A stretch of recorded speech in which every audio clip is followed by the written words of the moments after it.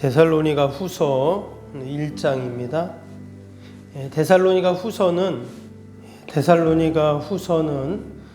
초대교회 때 핍박과 환난 가운데 있었던 성도들이 굳건한 신앙을 가질 수 있도록 격려하는 내용과 함께 주의 재림에 대한 잘못된 이해, 또 성도들에게 바른 재림 신앙이 무엇인가를 또 가르치기 위한 그런 내용들이 기록되어 있습니다.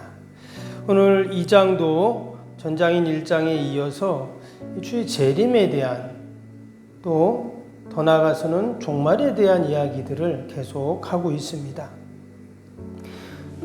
1장에서도 그런 말씀 드렸지만 우리가 재림에 대한, 종말에 대한 이야기를 사실 많이 안 하죠.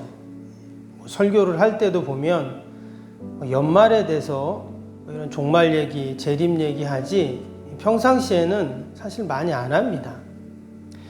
근데 지금 이 바울의 서신서들 이렇게 보면은 상당히 종말 재림에 대한 이야기를 많이 하고 있어요. 왜 그런가? 특별히 우리 한국교회에서는 이 종말과 재림에 대한 잘못된 이해들이 사실 많이 있어 왔습니다.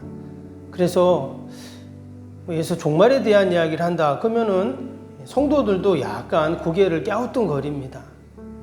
어떤 목사님은 세미나를 하는데 이 종말 재림에 대한 세미나를 하시는 분도 계시더라고요. 그런데 이상하게 그런 세미나는 별로 가고 싶은 그런 마음이 없어요. 혹시라도 너무 한쪽으로 치우치는, 그러면 우리는 이단성에 또 이단 시비에 걸리기도 그런 것들이 있잖아요. 특히 이단들이 그런 계시록에서 종말에 대한 이야기들을 많이 하기 때문에, 그러니까 또 안 하는 것들을 이단들은 많이 해요. 보면 기존 전통교회에서 목사님들이 별로 이렇게 많이 말을 하지 않는 것을 또 이렇게 말하는 것들을 이렇게 보잖아요. 그런데 말씀드린 것처럼 이 바울의 서신서를 보면 이 재림과 종말을 상당히 많이 얘기를 하고 있다는 거예요. 이 말은 그만큼 이 종말 재림의 개념이 중요하고 우리 성도들이 바로 알아야 바른 신앙생활을 할 수 있다는 것을 얘기하는 것입니다. 그래서 우리가 이 서신서를 읽을 때 특별히 왜 종말에 대해서 이처럼 이야기하고, 또 마지막 때 종말의 때가 되면 어떤 일들이 일어나는가를 우리가 분명히 여러분 알고 있어야 우리의 신앙이 더욱더 흔들리지 않고 또한 견고해질 줄로 믿습니다. 오늘도 이 종말에 대한 이야기를 지금 또 하고 있는데, 바울이 종말 얘기하는 이유는 바로 하나님께서 분명히 그 종말에 대한, 마지막 날 주의 날에 대한 이야기를 하셨고, 또 예수님 분명히 그때 오신다라고 약속하셨기 때문입니다.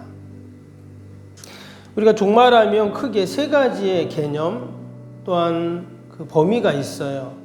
첫 번째는 이제 개인적인 종말인데요. 당연히 우리가 이 땅에 살면서 마지막 죽는 날이 있습니다. 이것을 개인적 종말이다 이렇게 우리는 말을 합니다. 역사적 종말도 있어요. 역사적 종말, 한 시대, 한 문명이 마감할 때죠. 예를 들어서 조선시대, 우리가 조선 500년 이렇게 얘기를 하는데, 그러면 조선시대가 다 끝났잖아요. 일제강점기 36년. 그때 힘들고 어려웠는데 그때도 다 끝나고 지나가 버렸죠. 이런 것을 우리는 역사적 종말이다 이렇게 말합니다. 또 하나는 우주적 종말이 있어요. 이 땅의 모든 하나님이 만드신 세상이 다 끝나는 세상, 그게 이제 우주적 종말이다 이렇게 말합니다. 그래서 우리가 성경을 읽을 때 특별히 종말에 대한 말씀을 우리가 대할 때는 이 세 가지를 다 적용을 해야 돼요. 개인적 종말, 또 시대적 종말, 또 역사적, 또 우주적 종말을 우리가 다 생각을 하면서 그 말씀을 읽는 겁니다. 오늘 이 데살로니가 후서에 나온 2장에 나오는 이 재림의 날, 또 종말도 마찬가지예요. 옛날에 그런 일이 있었나 보다, 이런 말을 했나 보다, 세상 마지막 날이 있나 보다, 이렇게만 읽으면 안 되고 나의 종말을 생각해야 돼. 또 우리의 가정의 종말, 또 시대의 종말, 우주적 종말을 우리가 다 생각하면서 이 말씀을 우리가 읽는다라는 것입니다. 초대교회 때 이 종말에 대해서 과연 초대교회 성도들은 어떻게 생각했을까? 오늘 1절을 다시 한번 보겠습니다. 2장 1절 이렇게 시작하죠. 형제들아, 우리가 너희에게 구하는 것은 우리 주 예수 그리스도의 강림하심과 우리가 그 앞에 모임에 관하여. 이어지는 2절도 보시면 영으로나 또는 말로나 또는 우리에게서 받았다는 편지로나 주의 날이 이르렀다고 해서 쉽게 마음이 흔들리거나 두려워하거나 하지 말아야 한다는 것이라. 서두에 뭐라고 말했냐면 이 종말에 대해서, 주의 재림에 대해서 이 편지를 읽으면서 들으면서 너무 이렇게 흔들리거나 또는 염려하고 두려워하면 안 된다, 이 말을 먼저 하고 있어요. 여러분, 우리가 종말 마지막이라고 생각하면 어떻습니까? 그게 우리에게 너무 멀리 느껴지기 때문에 별로 피부에 안 닿는데, 여러분 당장 내일 내가 죽는다, 하면 세상이 끝난다, 이러면 어떨까요? 그건 또 다르잖아요. 지금 그 얘기를 하는 겁니다. 그 마지막 날 종말의 때, 주님의 오심 때가 에 대한 이야기를 하는데, 그것 때문에 너무 흔들리거나 두려워하면 안 된다, 먼저 그 말을 지금 하고 있어요. 그것을 위해서 지금 기도하고 있다, 지금 바울이 그 얘기를 지금 하고 있는 것입니다. 그러면서 이어지는 3절 앞부분에 뭐라 그랬냐면 누가 어떻게 하여도 너희가 미혹되지 말라 이랬어요. 왜 이 말을 했을까요? 그러니까 당시에 이 종말에 대한 사람들이 막 개념이 제대로 안 되어 있고, 분명히 주님은 오신다 그랬다, 그날이 마지막이다, 이 얘기는 이제 들었는데 언제 또 어떻게 왜 이런 거를 모르니까 막 사람들이 그런 잘못된 이해와 또 그런 미혹들을 했다는 거예요. 당시 초대교회 때는 그 거짓 교사들이 있다 했잖아요. 미혹하는 사람들이 있다고 했습니다. 결국 그것은 다 사단 마귀가 하는 일이었는데, 그로 인해서 사람들이 흔들리고 두려워하고 했다라는 것이죠. 당시에는 여러분 성경이 없잖아요. 아직 성경이 쓰여진 때가 아닙니다. 성경은 한참 후대에 이제 그것이 기록으로 남겨지는 거지, 그 전까지는 그냥 다 사도들을 통해서 들었던 얘기들이에요. 우리 그걸 구전이라 그러는데, 바울의 편지도 지금 마찬가지입니다. 당시엔 그냥 편지였던 것이고 이게 한참 지난 다음에 이제 성경이 된 것이잖아요. 그렇기 때문에 아직까지 그 성도들, 초신자들이 확실한 기준이 없어요. 말씀이, 성경이 없는데 어떻게 기준이 있겠어요? 그냥 계속 얘기로만 듣고 그랬던 것이죠. 근데 이런 종말에 대한 이야기는, 재림에 대한 이야기는 더 그들에게 이제 이해가 안 되고 헷갈렸다라는 것이죠. 그러면서 바울이 그 종말에 대해서 분명히 이렇게 말을 했어요. 3절 볼까요? 3절 중간전부터 보면 그 재림의 때 어떤 일이 일어나냐? 먼저 배교하는 일이 있고 저 불법의 사랑과 멸망의 아들이 나타나기 전에는 그날이 이르지 아니하리니 그랬어요. 그 재림의 때, 종말의 때 어떤 일이 일어나는가를 분명히 얘기를 해주고 있습니다. 배교하는 일이 일어난다고 했죠. 배교하는 일, 또 불법의 사람들이 나타난다 그랬어요. 그러면 이것이 지금 마지막 때, 재림의 때, 종말의 때 일어나는 대표적인 일 중에 하나죠. 배교하는 일. 믿던 자들이 하나님을 떠나는, 하나님을 배신하는 그런 일들이 일어나는. 그리고 불법의 사람들, 이 불법의 사람들은 말 그대로 교회를 무너뜨리려고 하고 교회를 막 흔들고 교회 문을 닫게 하려는 그러한 세력들이죠. 그들이 나타날 때, 그때가 바로 재림의 징조이고 현상들이다, 이렇게 얘기를 합니다. 여러분, 이러한 재림의 때, 종말의 때의 모습은 여러분 우리의 주변에도 수도 없이 일어나고 있어요. 제가 아까 종말은 세 가지의 그 개념이 있다고 말씀드렸죠. 그래서 이것을 우리에게도 지금 이 시대에도 우리가 적용할 수 있어요. 나에게도 적용할 수 있는 겁니다. 배교하는 모습들이 일어나고 자꾸 불법의 사람들이 나타나고 이게 바로 종말이 가까웠다는 거예요.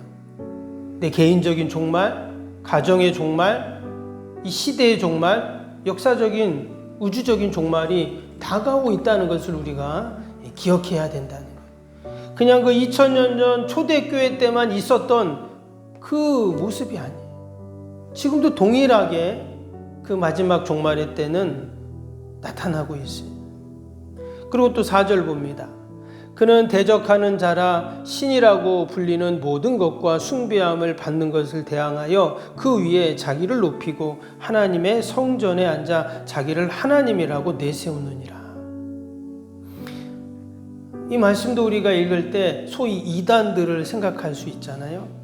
그 이단의 교주들, 마치 자기가 하나님이다 이런 사람들 있잖아요. 내가 보혜사다 이런 사람들도 있잖아요. 한동안 그 신천지가 그 이만희가 그 자신을 보혜사라고 했어요. 근데 우리는 보혜사하면 성령님이 보혜사잖아요. 근데 자기가 보혜사라는 거예요. 자기가 하나님이라는 거죠. 근데 몇 년 전에 그 코로나 때문에 TV에 나온 거 보셨죠? 전혀 보혜사 같이 안 생기고 하나님 같이 안 생겼는데 자기가 하나님이라 그러는 거예요. 웃긴 거죠, 한마디로. 근데 말씀드린 것처럼 이 종말은 우리 개인적인 종말이 있다 그랬죠. 여러분 혹시 나를 하나님으로 생각한다.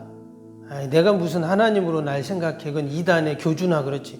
근데 여러분 내 중심이 되고 내가 최고가 되면 어느 날 내가 하나님이 되는 겁니다. 뭐 남들이 날 하나님으로 인정해 주지 않지만 내가 내 자신을 하나님으로 여기게 되는 거예요.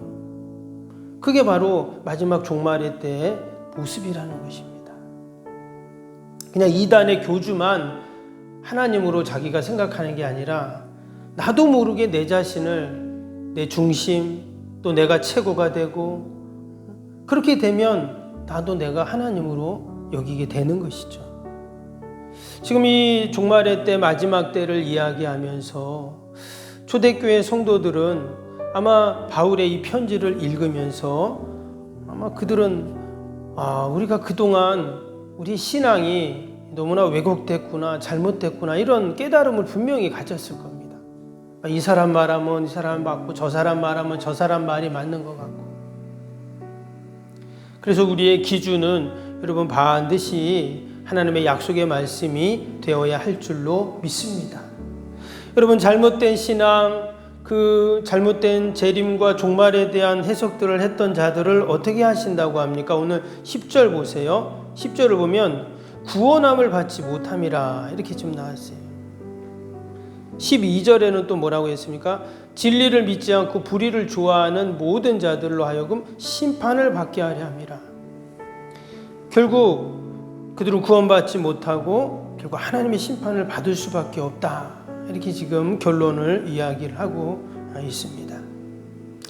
여러분 우리가 오늘도 하나님의 약속의 말씀을 기준으로 늘 그 하나님의 말씀 속에서 우리가 그 해답을 찾으면서 우리 신앙이 더욱더 견고해져야 할 줄로 믿습니다. 반드시 주님이 이 땅에 다시 강림하시고 분명히 마지막 때 종말의 때가 있다고 말씀하셨습니다. 개인적인 종말, 시대의 종말, 그 우주적인 종말을 우리가 늘 생각하면서 우리의 신앙이 더욱더 견고해져야 할 줄로 믿습니다. 우리 오늘 주일 기도 함께 하겠습니다. 1번부터 15번까지 기도입니다.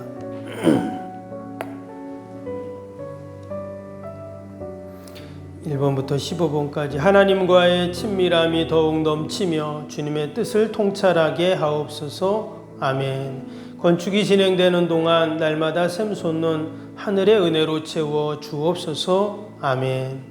영역과 리더십 건강을 더하사 교회 건축을 은혜롭게 섬기게 하옵소서. 아멘. 신령한 생명의 양식을 공급함으로 성도들의 영혼이 부흥하게 하옵소서. 아멘. 건축을 위하여 맡겨진 소임을 더욱 충성스럽게 감당하게 하옵소서. 아멘. 영적으로 충만하여 하나님의 은혜가 날마다 샘솟도 넘쳐나게 하옵소서. 아멘. 앞장서서 섬기시는 장로님들의 가정과 자녀와 사업에 복을 더하여 주옵소서. 아멘. 모든 중직자들이 마음을 모으고 정성을 모아 성전을 짓게 하옵소서. 아멘.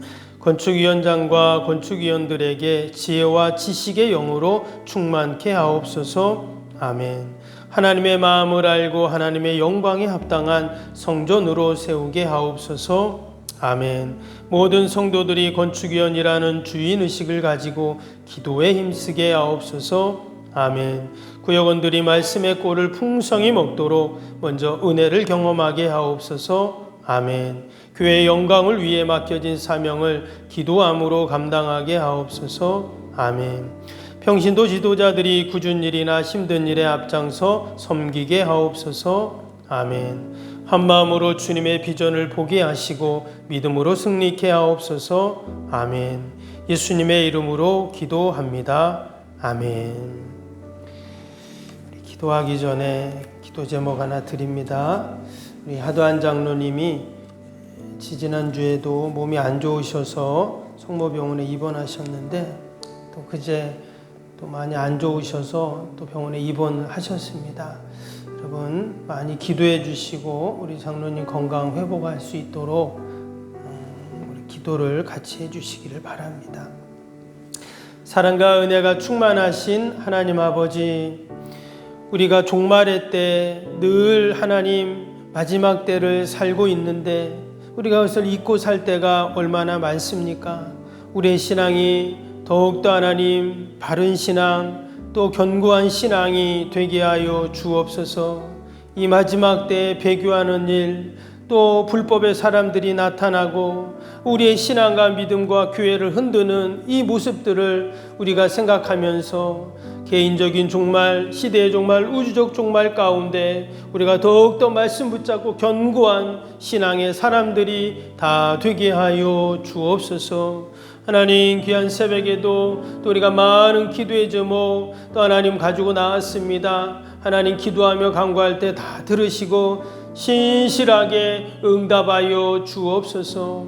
특별히 오늘 거룩한 날 주의 전을 찾는 모든 발걸음들 복되게 하시고 예배마다 모임마다 은혜가 충만케 하여 주옵소서. 세상에 힘들고 어려웠던 일들 주님 전에 나와 예배 드릴 때 찬양하고 또 말씀 듣고 기도할 때 하늘로부터 내려주시는 은혜와 평강을 누리는 복된 하루가 되게 하여 주옵소서. 하나님 이 시간도 우리 연약한 육신을 다 올려드립니다. 또 우리 병사에 있는 환우들 또 연로하신 어르신들 하나님 늘 돌봐 주옵소서.